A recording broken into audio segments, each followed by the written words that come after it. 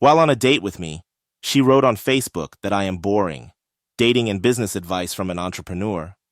A story from the Tales of an African Entrepreneur book. While we were on a date, she wrote on Facebook, "On a date, he is boring. I hate guys who cannot make conversation. This is a regrettable waste of my Sunday, the worst ever." She wrote this on her Facebook while sitting across from me on our date. I was a bore, I froze, and conversation wouldn't come. We had been connected by a mutual lady friend, Tapelo. The date was going wrong. To avert the silence, we both fiddled with our phones. That is how I came across her Facebook status. She is beautiful, single, and looking, Tapelo had to told me. And she was. She wanted a man who is doing not so bad and is also ambitious. I'm ambitious. I fitted the profile. Why not give it a try? I thought. After the date, I told my best friend Lasiba about the ordeal. "Don't worry, Mafana, clearly. She doesn't know you well and never will," he said. Thanks, Chief.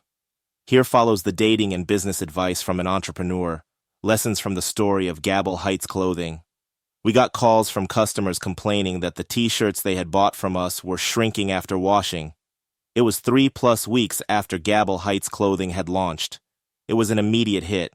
We had sold a bunch of stock and produced about 100 units.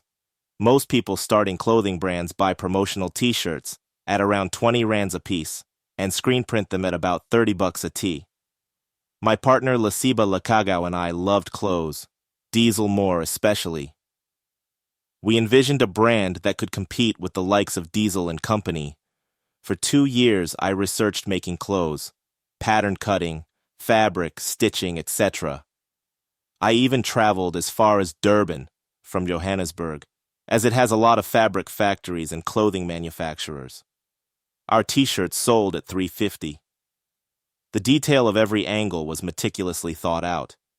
Our garments were tailor-made with the finest burling fabric. This was the stuff high-end brands used at that time. We had our own font, our very own effin' font.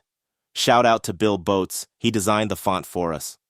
When I tried to pay him for the marvelous work he had done, he said, "No." Thanks a lot, Bill. I learned a lot from you. Since our clothes were made from scratch and were printed with Swede flock, it costs over $50 per t-shirt to print. To make one t-shirt cost us over $100. This is more than double compared to using promo tees and screen print. The loss was a couple of thousands.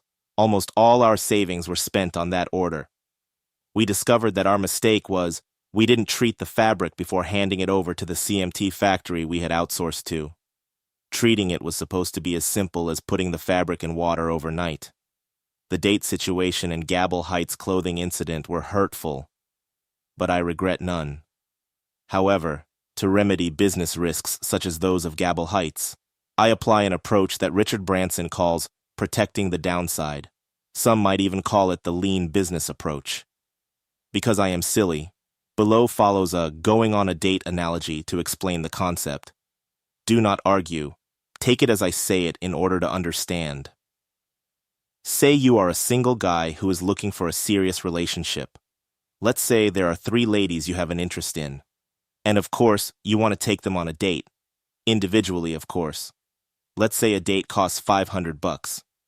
So for 3 dates, it will be a total of $1,500.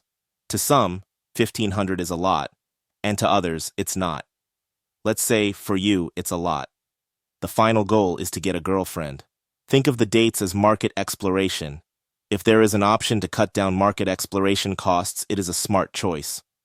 Who told you a dinner date is the best market exploration? You can do a coffee date.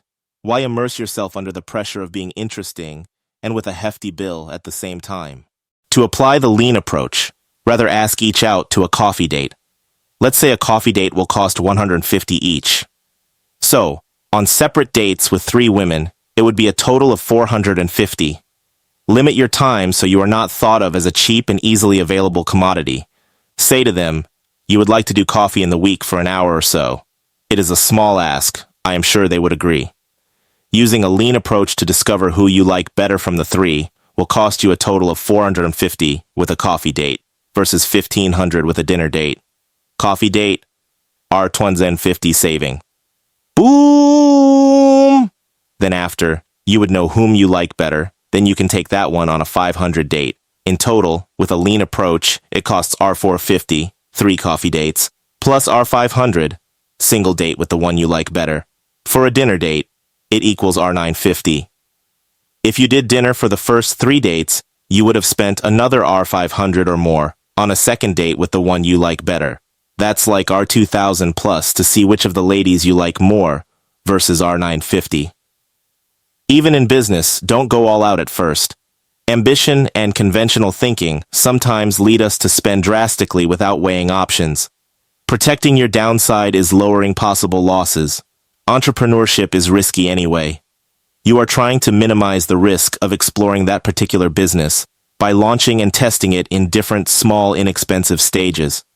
In the case of Gabble Heights, if I had to do it again, I wouldn't print 100 t-shirts. I would do 20 just to test and not pump almost all my savings into a venture, especially a business I am totally new to. The market will help me on how to proceed. Unlike while on dates, the beauty of business is you can go home and think about it. If not, it is a casino-like gamble. Actually, she as well didn't have a conversation. There is no shame in walking away with shame, I tell myself. Tales of an African Entrepreneur book is available on Amazon.